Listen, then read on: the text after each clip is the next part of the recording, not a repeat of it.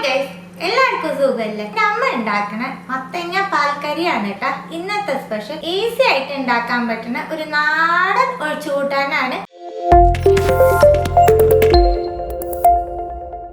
1 table spoon വെളിച്ചെണ്ണ ചേർക്കുന്നുണ്ട്. എണ്ണ ചൂടാകുമ്പോൾ 1/2 ടീസ്പൂൺ കടുക്, 1/4 ടീസ്പൂൺ ചെറിയ ജീരകം, 2 ചുവന്നമുളക്, 15 ചെറിയ ഉള്ളി ചെറുതായിട്ട് മുറിച്ചത്, കുറച്ച് വേപ്പില. ഉള്ളി ഒന്ന് സോഫ്റ്റ് ആവട്ടെ.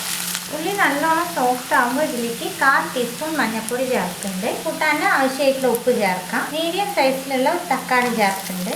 ഒന്ന് മിക്സ് ചെയ്ത് കൊടുത്ത് തക്കാളി സോഫ്റ്റ് ആക്കി എടുക്കണം. തക്കാളി നല്ലോണം സോഫ്റ്റ് ആകുമ്പോൾ ഇതിലേക്ക് ചെറിയ കഷ്ണം മത്തങ്ങ നീളനെ മുറിച്ച് ചേർത്ത് കൊടുക്കുന്നുണ്ട്.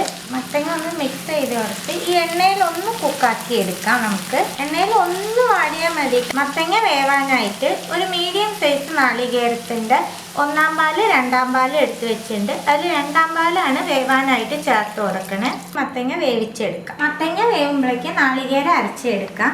2 ടേബിൾ സ്പൂൺ ചെറിയ നാളികേരം എടുത്ത് അതിലേക്ക് 1/4 ടീസ്പൂൺ ചെറിയ ജീരകം, 3 പച്ചമുളക് എരിവിനനുസരിച്ച് എടുത്തോളൂ. ആവശ്യത്തിന് വെള്ളം ചേർത്ത് നല്ല മഷി പോലെ അരച്ചെടുത്തിട്ട് വരാം. മത്തങ്ങ നല്ലോണം വെന്തതിൻ്റെ ശേഷം നമുക്ക് അരച്ച് വെച്ച നാളികേരത്തിൻ്റെ അരപ്പ് ചേർത്ത് കൊടുക്കാം. ജാറ് കഴുകി ആ വെള്ളം ആഡ് ചെയ്യുന്നുണ്ട്. നാളികേരം അരച്ച് ചേർത്തിട്ട് ഒരുപാട് സമയം കുക്ക് ചെയ്യണ്ട കേട്ടോ. ഒന്ന് തിളച്ച് കിട്ടിയാൽ മാത്രം മതി. നാളികേരം ചേർത്ത് ഒന്ന് ചൂടായതിൻ്റെ ശേഷം നമുക്ക് 1-ാം പാല് ചേർത്ത് കൊടുക്കാം.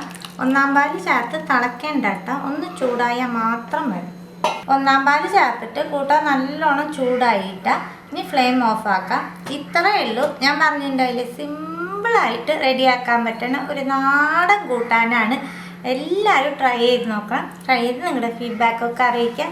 പുതിയൊരു റെസിപ്പി ആയിട്ട് അടുത്ത വീഡിയോയിൽ കാണാം. See you, by.